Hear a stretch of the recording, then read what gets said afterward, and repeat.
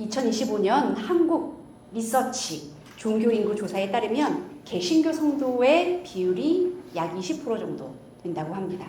그러니까 대한민국 인구의 5명 중에 1명이 교회를 다니거나 교회를 다니지 않더라도 나는 예수님을 믿는 사람입니다 라고 그렇게 고백한다는 것이지. 그런데 이 개신교 성도의 인구 비율을 보면 50대 이상이 63%입니다. 그리고 20대와 30대는 각각 10% 정도가 된다는 그러한 통계입니다. 다른 종교도 상황은 비슷해요. 이 특정 종교 안에서 젊은 세대의 비율이 아주 줄어들고 있어요. 불교 같은 경우는요, 불교를 믿는 이 전체 인구 중에 7%만이 20대이다라는 그러한 통계가 있습니다. 종교가 없는 무종교 비율은 30대가 64%, 20대는 몇 프로일까요? 72%에 이릅니다. 젊은 세대일수록 이 제도 종교와 멀어지는 흐름이 아주 명확하게 나타납니다. 여러분, 이러한 현상을 어떻게 보십니까? 요즘 세대는 영적인 것에 관심이 없을까요? 여러분의 친구들은 어떻습니까? 믿음이 없는 친구들의 그런 삶의 모습은 어떠합니까? 흥미로운 것은요, 젊은 세대가 관심을 기울이는 루틴, 리추얼, 웰니스, 기록, 명상, 독서 같은 것들은 매우 영적입니다. 청년들이 모여서 연대를 이루고 함께 독서하고 토론하고 느슨한 연대 속에서 공동체를 이루어 나가는 모습을 보면요, 교회보다 더 교회 같을 때가 있어요. 반석이가 친구가 하는 어떠한 모임이 있다고 소개를 해주는데 저한테 목사님 여기는 완전 교회예요 라고 이야기를 해주더라고요. 이들은 종교는 없습니다. 그러나 여전히 자신의 삶을 붙들어줄 무언가를 갈망합니다. 흩어진 마음을 정돈할 질서를 필요로 한다는 거예요. 분명한 목적으로 모이는 일, 그러니까 함께 연대하는 일을 즐거워하잖아요. 그리고 어떻습니까? 보이지 않는 깊이를 갈구하는 모습을 보입니다. 이것을 들어보셨는지 모르겠어요. SBNR 현상이라고 부릅니다. 미국에서는 자신이 이러한 성향을 가졌다라고 주장하는 그러한 사람들이 참으로 많습니다. Spiritual but not religious. 그러니까 영적이지만 종교적이지 않은 현상이라는 거예요. 2023년 미국의 조사에 따르면 미국인의 한 70% 정도가 자신은 어떤 식으로든 영적이다. 종교에 소속되지 않았지만 영적이다라고 그렇게 응답한 결과도 볼 수 있습니다. 여러분 어떠신가요? 제가 얼마 전에 성수의 어떤 공방을 갔다가 마음을 돌보는, 영혼을 돌보는 여러 도구들이 펼쳐져 있는 것을 보았습니다. 뭐 체크리스트들도 있었고 필사 노트가 있었는데 보니까 시도 있어요. 그리고 백범일지도 있어요. 그리고요 반야심경도 있었어요. 이 종교에 관련한 곳이 아닌데. 그런데 뭐가 없었을까요? 성경 말씀이 없는 거예요. 아니 뭐 잠언 필사 뭐 이런 거 있을 만한데 이런 게 없는 거예요. 제가 그게 계속 마음에 걸림이 되는 거예요. 고민이 되는 거예요. 왜 없지? 왜 없지? 제가 참지 못하고 그 직원에게 물어보았습니다. 잠언 이런 건 없나요? 글쩍글쩍 하고 그렇게 왔는데 제가 볼 때는 말씀이야말로 이 영혼의 보물창고와 같은 건데 왜 없을까? 고민이 되더라고요. 그러면서 이런 생각으로 이어지는 겁니다. 사람들은 그리스도교의 영성을 어떻게 생각할까? 그러니까 그리스도교의 영성이라는 것을 어떻게 인지하고 있을까 믿지 않는 사람들은 고요히 자신을 돌아보면서 하나님 안에 깊이 머무는 것으로 느꼈다면 아마도 그 필사에 들어있지 않았을까. 그러나 무언가 시끄럽고 부담스럽고 배타적이고 자기 삶과는 동떨어진 것으로 느끼고 있는 것은 아닐까. 그리스도의 영성이라는 것과 매일의 삶을 질서 있게 하는 어떠한 감각 사이에 간극이 있다고 여기고 있는 것은 아닐까. 제가 너무 부정적으로 생각을 했나요? 이 말씀 안에 심긴 영성, 즉 하나님의 사랑과 깊이와 높이는 사실은 무한하지 않습니까? 너무나도 무한해요. 풍성해요. 그 안에서 이 영혼의 샘을 머금지 않을 인생은 아무도 없는 그 엄청난 것들이 말씀 안에 담겨 있고 하나님 안에 담겨 있는데 왜 그럴까? 어쩌면 그 영성을 표현하는 우리 교회의 또 그리스도교의 언어와 문법이 이 시대의 것과 소통되지 못하고 또 그 영성을 일상의 리듬으로 살아내도록 돕는 이 동행의 자리가 부족했던 것이 아닌가. 우리가 가지고 있는 것은 너무나도 무한하고 보물 같은데 그것을 소통하는 방식에 대한 어떠한 미스가 있었던 건 아닐까. 그런 생각을 하게 되었습니다. 사랑하는 여러분, 하나님 앞에서 나를 매일 비추는 이러한 일상의 공통 감각이 우리에게부터 있는지를 우리가 다시 한번 바라볼 수 있기를 원합니다.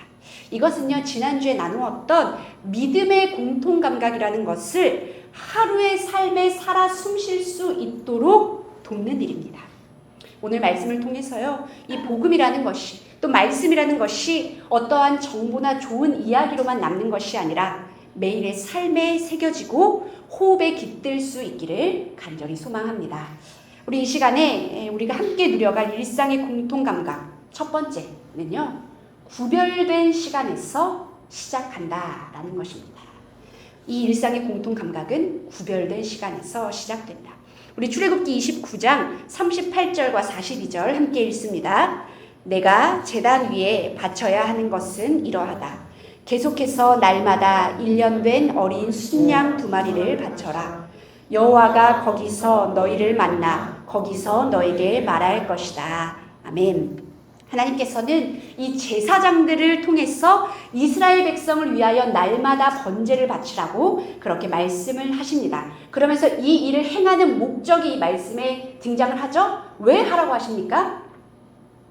거기서 너희를 만나 거기서 너희에게 말할 것이다 라고 말씀하십니다. 하나님과의 만남을 위해서 이 일을 행하라 라고 말씀하시는데 구체적인 시간을 말씀해 주세요. 39절에 보면 한 마리는 아침에 바치고 한 마리는 저녁에 바쳐라 라고 구체적인 지침을 주십니다. 하나님께서 자신의 백성들을 만나시는데 구체적인 시간, 이 구별된 시간 속에서 만나신다는 거예요. 여러분, 여기에서 어떠한 의문이 들지 않습니까? 하나님께서는 모든 시간 우리와 함께 하시잖아요. 우리와 떨어져 있는 순간은 단 한순간도 없으시잖아요. 그런데 계속 함께 있는데 대체 왜 또 구별된 시간이 필요한가? 여러분, 어느 부부를 한번 떠올려 봅시다. 함께 매일 밥을 먹습니다. 일상을 공유합니다. 심지어 사업, 장사도 같이 합니다. 그래서 24시간 붙어 있어요. 하지만 같이 있다고 해서 깊이 만나고 있는 겁니까? 그렇지 않습니다. 같은 공간에 있어도 마음이 어긋날 때가 있고요. 또 하루 종일 함께 일하면서도 일 얘기하느라 서로에 대한 이야기를 하지 못하는 순간이 있습니다. 함께 있기는 하지만 서로 바라보는 시간은 구제한다는 것이죠. 그래서 구별된 시간이 필요합니다. 자기 전에 30분 차 한잔 나누면서 오직 서로에게 집중하는 시간. 두 분은 그런 시간이 있으세요? 서로에게 집중하는 시간. 여기 부부가 두 분밖에 없어요? 있으세요? 매일? 매일. 주로 언제? 고된 시간에 저녁. 고된 시간을 보낸 저녁. 네. 네, 저녁 시간에. 네, 저녁 시간. 네, 서로를 향해 집중해주는 시간. 그렇죠. 그 시간이 필요하죠. 일할 때 손님이 까칠하게 굴었는데 괜찮았는지 물어보기도 하고, 또 소중한 사람의 편도 들어주고 전적인 내 편이라는 것을 느끼게 해주는 것이죠. 그렇게 상한 마음을 보듬어주고 서로를 향한 또 신뢰를 또 이어가는 시간, 그런 구별된 시간이 관계를 건강하게 만들지 않습니까? 하나님과의 관계도 그렇습니다. 하나님께서는 우리와 언제나 함께 하세요. 그러나 우리가 언제나 하나님께 모든 존재를 열어드리고 있지는 않잖아요.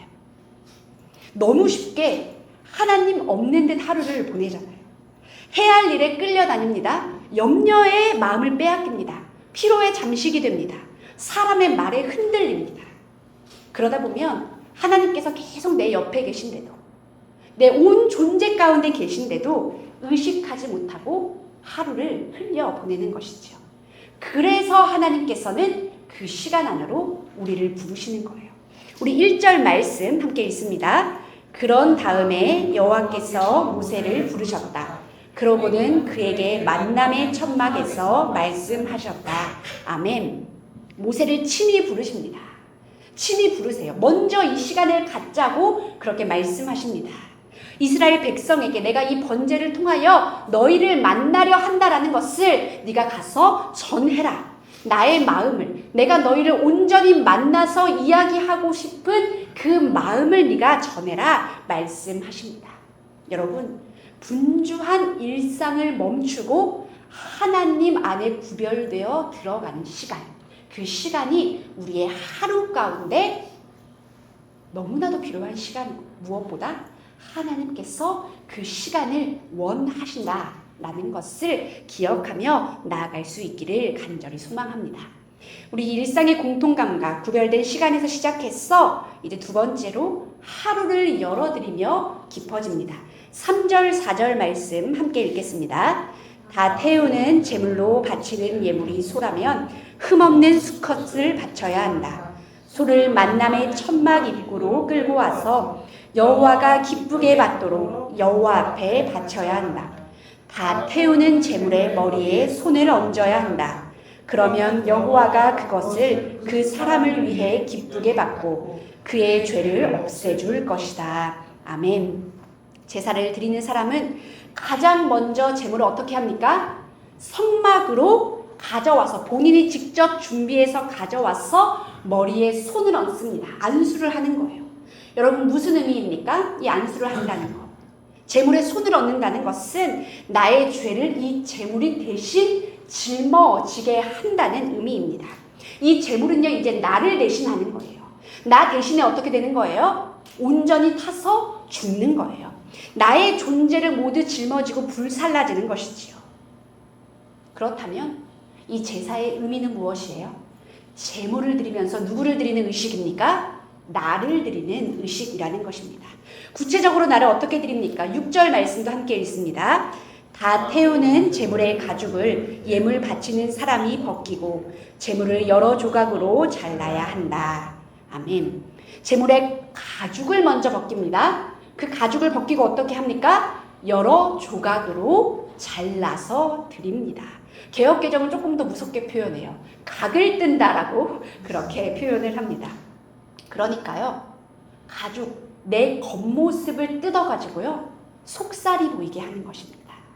그리고 나 자신을 뭉뚱그려서 드리는 것이 아니라요, 각을 떠서, 쪼개서 드리는 행위라는 것입니다. 내 일상을 각을 뜹니다. 내 감정을 각을 뜹니다. 내 숨은 마음을 완전히 열어 젖혀서 가리지 않고 하나님 앞에 가져가는 행위라는 것이지요. 여러분, 제사를 드리는 사람이 하는 일이 참 많다는 것이 흥미롭지 않습니까? 우리 레위기를 안 읽고 지레짐작하면 제사를 다 제사장이 드리는 것 같아요. 그런데 그렇지 않습니다. 제사장은 제사를 잘 드릴 수 있도록 돕는 역할, 호스트 역할을 합니다. 제물을 가져오고 안수하고 가죽을 벗기고 조각내는 모든 일은 누가 합니까? 제물을 가져온 그 사람이 진행한다는 것이지요. 사랑하는 여러분, 나의 하루는 누가 드려야 합니까? 내가 드려야 합니다. 누군가 나 대신 나의 하루를 드려줄 수는 없는 것이지요. 아무리 친한 사이라도 불가능합니다. 아무리 여러분을 위하여 기도하는 사람이라도 여러분 자신을 드릴 수는 없는 것이지요. 수동적인 신앙으로는 그래서 한계가 있어요. 내가 성장하고 성숙하기 위해서는 내가 나를 이끌고 어떻게 해서든 이끌고 어느 앞으로 가야 합니까? 하나님의 시간 앞으로 가야 한다는 것이지요. 말씀을 듣는 일도 중요합니다. 합니다. 그러나 스스로 새기는 일, 하나님 앞에서 직접 나오는 일이 없으면 이 영적 성장이 지체되는 모습을 많이 보곤 합니다. 하나님께서는요, 이걸 원하세요. 나 자신이 직접 나의 하루를 열어 젖히는 일, 조각으로 자르고 다 꺼내서 드리는 일, 대충 포장한 하루가 아니에요. 그냥 포장지에 쌓여있는 하루가 아니라요, 있는 모습 그대로 가죽을 벗기고 조각 내어 보여드리는 하루. 여러분 9절 전반부 말씀도 함께 읽어볼까요? 예물 바치는 사람은 제물의 내장과 종아리를 물로 씻고 제사장은 그 모두를 제단에서 태워 연기로 바쳐야 한다. 아멘. 여러분 내장을 씻습니다. 보이지 않는 속이 바로 내장이죠. 종아리는 무엇입니까? 내가 실제로 걸어간 근육입니다. 이 모든 것들을 하나님 앞에서 꺼내어 씻습니다. 꺼내어 씻는 거예요. 내가 속으로 어떤 마음을 품었는지, 내가 실제로 어떻게 움직였는지를 잠잠히 들여다보는 일. 그 마음과 걸음의 숨은 이유는 무엇이었는지, 나는 왜 그런 발걸음을 걸었고 그러한 선택을 했는지, 어쩌면 내가 인정받고 싶었던 건 아닐까? 어쩌면 내가 이런 욕망이 있었던 건 아닐까? 어쩌면 내가 화가 난 것이 아니라 상처받은 건 아닐까? 그러한 것들 바라보는 일이죠. 하루를 열어 젖히며 깊어지는 자리. 그렇다면요, 저와 여러분이 이렇게 진솔하게 열어 젖힌 하루를 하나님께서는 어떻게 받으실까? 바로 향기롭게 받으심으로 완성됩니다. 향기롭게 받으심으로 완성됩니다. 여러분 제사를 드리는 자리를 한번 상상해 볼까요? 우리가 이 성막 앞으로 나온 거예요. 회 뜨는 곳에만 가도요, 비릿한 냄새가 나잖아요. 내장과 피비린내가 납니다. 그런데 이 번제의 자리는 어떠했을까요? 제물이 잡히는 자리입니다. 가죽이 벗겨지는 자리고요, 그 속의 것들을 해체하는 자리예요. 아주 지저분한 모습이란 말이지요. 냄새나는 자리입니다. 그런데 그 냄새나는 모습을 하나님이 어떻게 받으신대요? 구수한 냄새로 받으신다. 우리 9절 후반부 말씀도 함께 읽습니다. 그것은 다 태우는 제물이다. 불사르는 제물은 여호와에게 구수한 냄새를 풍길 것이다. 아멘. 구수한 냄새를 풍길 것이다. 개역개정은요, 향기로운 냄새라고 표현합니다. 향기로운 냄새. 더럽고 지저분한 제물이 하나님께 온전히 드려질 때, 하나님께 온전히 불살라서 다 태워질 그때에, 하나도 남김없이 다 드려질 그때에 하나님께 향기로운 제물이 된다라고 말씀하고 있습니다. 할렐루야. 할렐루야입니다. 여러분 나의 하루가 완벽하지 않아도요, 조각난 상태로 진솔하게 다 올려드릴 그때에 하나님께서 향기로 받아주신다는 거예요. 내가 향기가 나는 인생이라 향기로 받아주시는 것이 아니라요, 내가 지저분한 모습일지라도, 그 더러운 게 다 튀어 있을지라도 다 드릴 그때에 향기로 받으신다라는 거예요. 여러분 우리의 모든 모습을 다 열어드려도요, 하나님은 떠나지 않으신다라는 것이 우리에게 주신 복음이지 않습니까? 나의 모든 모습을 있는 그대로 하나님께 내어드려도 가장 나를 사랑하신다라는 그 마음이 변하지 않는다는 것이 우리에게 주신 크고 놀라운 복음이잖아요. 도리어 사랑으로 우리를 품어주신다는 것, 그곳에서부터 시작할 수 있도록 도우신다는 것, 새로운 소망과 새로운 길을 내어주신다는 것, 예수 그리스도로 인하여서 그 모든 것이 이미 완성되었다는 것, 이 일을 위해서 우리를 떠나지 않고 품어주시고 새로운 소망을 주시기 위해서 다시 기회를 주시려고 예수 그리스도를 우리를 위해 단번에 드려진 제물로 주셨다는 것, 그것이 우리를 향하신 하나님의 사랑이지 않습니까? 여러분 이 시간을 떼어서 나의 하루를 구별해서 드리는 이 시간은요, 하나님 앞에서 평가받는 자리가 아닙니다. 그리고요, 내 부끄러운 모습을 마주하고 자아 비판을 하는 자리도 아니에요. 어떤 시간입니까? 나 자신을 정직하게 바라보고 내 모습 그대로 응시하고 나에게는 소망이 없지만 하나님께 소망이 있음을 고백하며 올려드릴 그때에 하나님께서 나의 모습 그대로를 향기롭게 받으신다는, 그래서 내가 향기롭게 받아들여진다는 이 은혜를 경험하는 시간인 줄로 믿습니다. 우리 로마서 12장 1절 말씀 함께 읽겠습니다. 그러므로 형제 자매 여러분, 나는 하나님의 자비하심에 기대어 여러분에게 권유합니다. 여러분의 몸을 살아있는 희생제물로 하나님이 마음에 들어 하실 거룩한 희생제물로 바치십시오. 이것이야말로 여러분이 드릴 참된 예배입니다. 아멘. 바울 사도가 권면을 하고 있습니다. 여러분의 몸을 무엇으로 드리라고요? 살아있는 희생제물로 드리십시오. 여러분, 몸을 드린다는 것이 중요합니다.